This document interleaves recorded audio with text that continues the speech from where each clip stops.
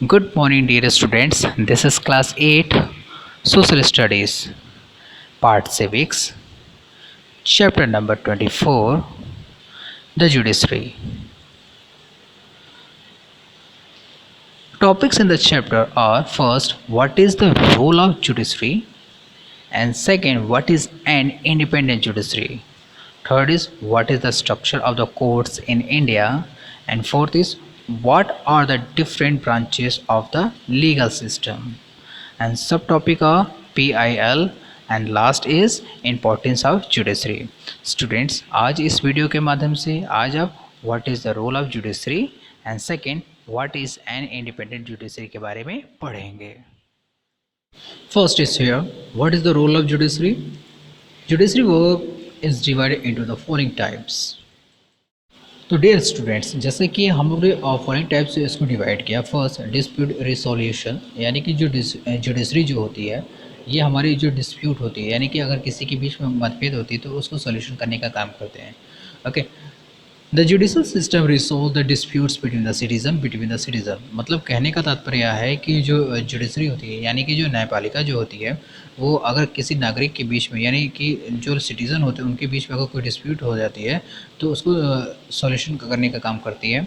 And the government between the two states governments and between the centre and state governments, which means अगर देखा जाए कि अगर centre की बीट हो जाती है तो उसको रिसोल्यूशन करने का काम कौन करता है? हमारी जुडिशरी, जिसे न्यायपालिका बोलते हैं। स्टूडेंट्स, इससे आप ऐसे भी समझ सकते हैं जुडिशरी को, the judiciary is the organ of government. मतलब ये सरकार की एक अंग होती है, जैसे सेपरेशन ऑफ पावर, यानी शक्तियों का पृथक्करण, यानी शक्तियों को बांट देना। जैसे कि हमारे यहाँ क्या है, लेजिस्लेचर, एग्जीक्यूटिव एंड जुडिशरी। हम लोग यहाँ पर जुडिशरी के बारे में पढ़ रहे हैं, जो इंटरप्रेटेड ऑफ लॉ, यानी कानून की व्याख्या करते हैं। ओके, अगर आप देखेंगे, the law passed by the parliament and the state assemblies, it applies the law to punish law breakers, to settle disputes, to protect the citizen rights including fundamental rights. मतलब आप देखते हैं कि अगर समाज के अंदर कोई कानून को तोड़ते हैं, यानी अगर सरकार के द्वारा कोई नियम बनाए गए हैं, अगर उस नियम के खिलाफ हो जाते हैं तो उनके विरुद्ध कार्रवाई की जाती है। और उन्हें सज़ा कौन देता है? वो हमारी न्यायपालिका देती है। इसके साथ ही साथ प्रोटेक्ट ऑफ सिटीज़न राइट्स, यानी कि जो नागरिक के जो कर्तव्य होते हैं उनकी सुरक्षा करने की जिम्मेदारी किसके पास होती है? जुडिशरी के पास होती है।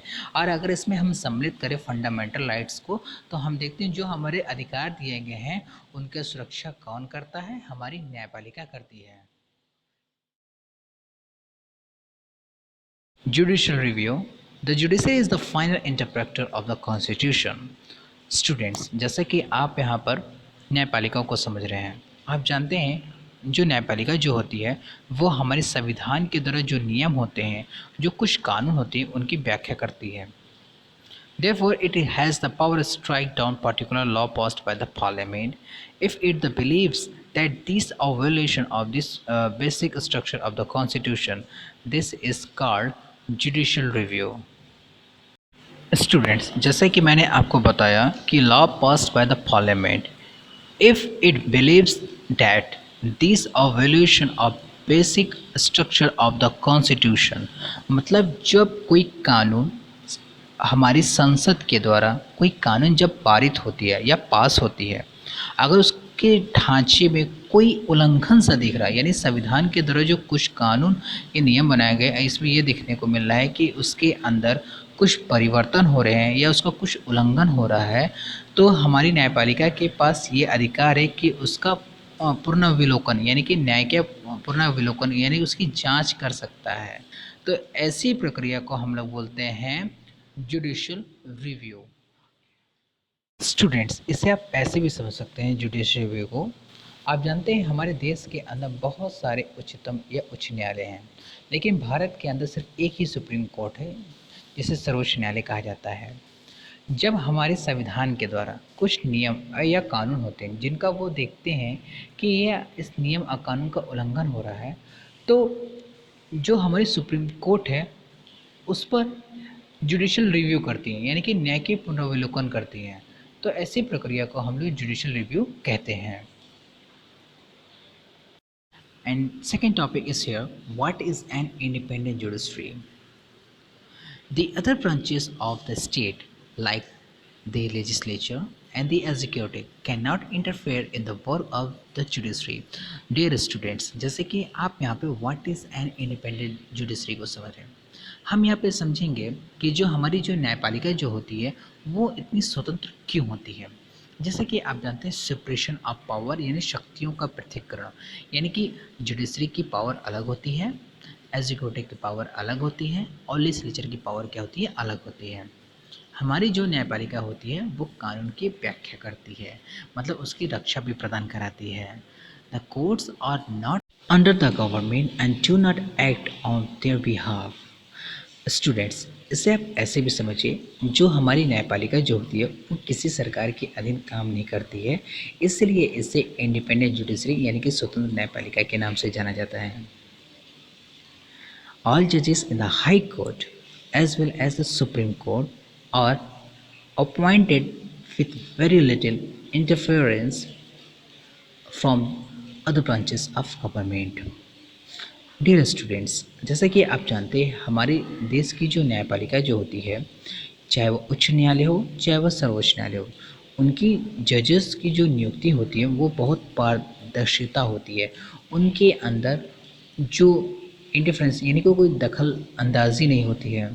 अगर उनकी अपॉइंटमेंट अगर एक बार हो जाती है तो उनको वहाँ से हटाना बहुत ही डिफ़िकल्ट हो जाता है। After appointment it is very difficult to remove a जज, मतलब कहने का तात्पर्य है कि अगर इनकी नियुक्ति अगर एक बार हो जाती है तो बहुत मुश्किल से इन्हें उसकी उनके पद से हटाया जा सकता है। इसे आप ऐसे भी समझ सकते हैं जैसे कि इनका टेन्योर मतलब एक कार्यकाल होता है, यानी कि आपने प्रेसिडेंट के बारे में पढ़ा, वाइस प्रेसिडेंट के बारे में पढ़ा और प्राइम मिनिस्टर के बारे में भी पढ़ चुके हैं हम प्रीवियस वीडियो में। लेकिन आप यहाँ पे देखेंगे ये जो जुडिशरी की जो जजेस होते हैं यानी कि जो होते हैं, अगर इनकी नियुक्ति अगर एक बार हो जाती है, इनको टेन्योर यानी कार्यकाल के अकॉर्डिंग काम करना होता है। जैसे मान लीजिए अगर कोई जज है उनकी नियुक्ति 3 साल के लिए हुई है तो 3 साल से पहले उनको नियुक्ति मतलब उनके पद से नहीं हटाया जा सकता। हाँ, ये अलग बात है अगर वो अपने पद से त्यागपत्र देना चाहते हैं, ये अलग बात है, लेकिन तब तक उनके 3 साल के बीच में उनको उनके पद से नहीं हटाया जा सकता। Students, and next video you will be study what is the structure of courts in India. Okay students, आप लोग नेक्स्ट वीडियो में structure of court in India में देखेंगे कि सुप्रीम कोर्ट, हाई कोर्ट और डिस्ट्रिक्ट कोर्ट के बारे में पढ़ेंगे। Okay student, thank you.